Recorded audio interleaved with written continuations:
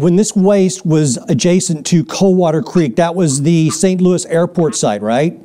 Right, that's correct. And then some of that leached out into Coldwater Creek, and I believe in the 80s, at some point, some people who had grown up around there began to, I believe at a school reunion, they began to talk about how so many of them were having cancer and illnesses, and they began to look into this and come to find out, they began to put it all together that their proximity to Coldwater Creek was causing this abnormally high rate of cancers.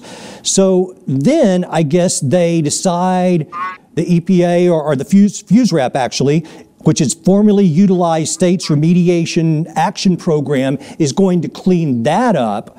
But also some of this waste gets moved to the site that we're talking about, the West Lake site. I mean, this is confusing because they moved this stuff around a few times and they've cleaned up a couple of these locations, but they are not cleaning up the West Lake site.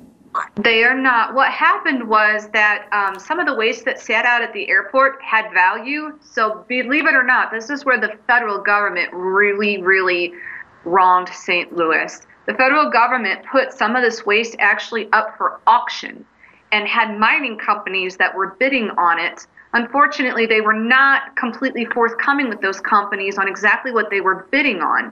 So what happened is this waste was privately bought, again, with these companies in the federal government not letting people know exactly what it was that was in them, and it was moved around again, and then it was illegally dumped at Westlake.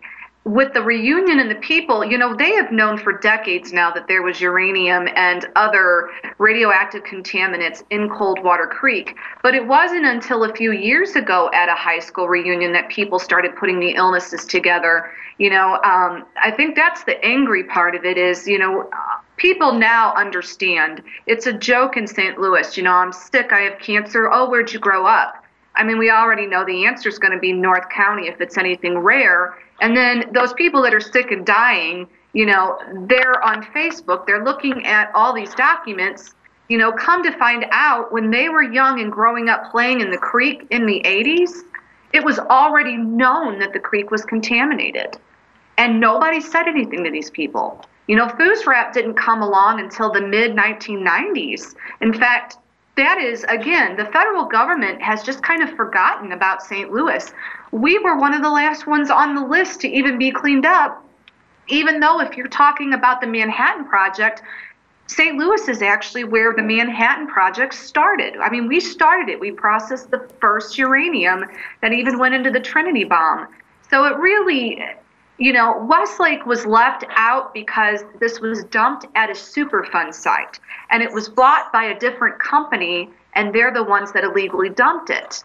And, you know, the EPA, they have absolutely no idea what they're doing at this site. This is not something, they're not experts in radioactive waste. Really, it's the Formally Utilized Sites Remedial Action Program, the Army Corps. Those are the ones that really can take a fresh look at Westlake and figure out what needs to happen.